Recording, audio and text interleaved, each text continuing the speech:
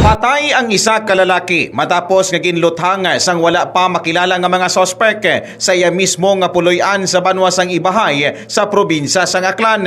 Ginkilala ang biktima nga si Melvin Lopez, 32 anyos, kag residente sang Barangay Rivera sang nasambitan nga banwa. Suno sa report, nagpakuno-kuno sigon ang sospek nga magabakal sa Tiangge nga ginapanang iyahan sang biktima antes sini nga gintiro sang makaduha ka beses.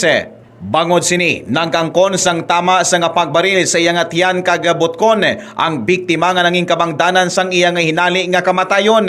Ginapatihan man sa mga otoridad nga kalibre 45 nga baril ang gingamit sang mga sospek. Ginasugid nga may nakakita sa natabo nga pagapaniro apang wala sini makilala ang sospek. Sa karon, nagapadayon pa ang ginahimo ng investigasyon sang Ibahay PNP agod nga matumod kung anong kadalom ang motibo sa likod sa nga pagapamaril kag kung sino ang may kahimuan sang nasambitan nga krimen. Merong dalawang personnel na nag-stop by sa kanilang baraka. So yung bahay po nila is near basketball court. Oo. And then meron po silang bahay doon and then tindahan or baraka. So yung suspects po natin is nagpanggap na bibili ng sigarilyo.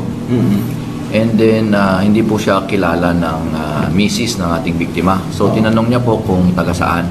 Oo. Ngayon po hindi po sumagot ang ating suspect. Kaya po ang misis ng biktima tinawag ang kanyang mister, si Melvin. So paglabas po ni Melvin ng bahay nila sa kanyang pintuan, doon na po siya pinagbabaril po ng ating suspect. Initially po sa ating dalawa, meron isa po dito sa tagiliran at isa po dito sa bandang likod niya. Likod. Opo.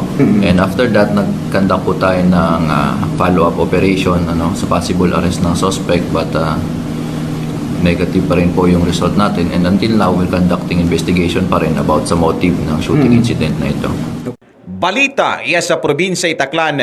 Ako si Kabanderang Leonard Viray, nagabandera it minatudtod nga serbisyo publiko kalingawan sa probinsya Itaklan. Radyo Bandera. Ang ining balita ang ginadulong sa inyo sang D3 Bio ang ginaendorso sa mga eksperto nga kampyon nga suplemento. Himo sa gin-extract nga virgin coconut oil nga may antiviral kag antibacterial properties nga sarang makatapna sa mga cancer cells kag mga bukol-bukol sa lawas. Ang D3 Bio mabakal sa mga butika sa Iloilo.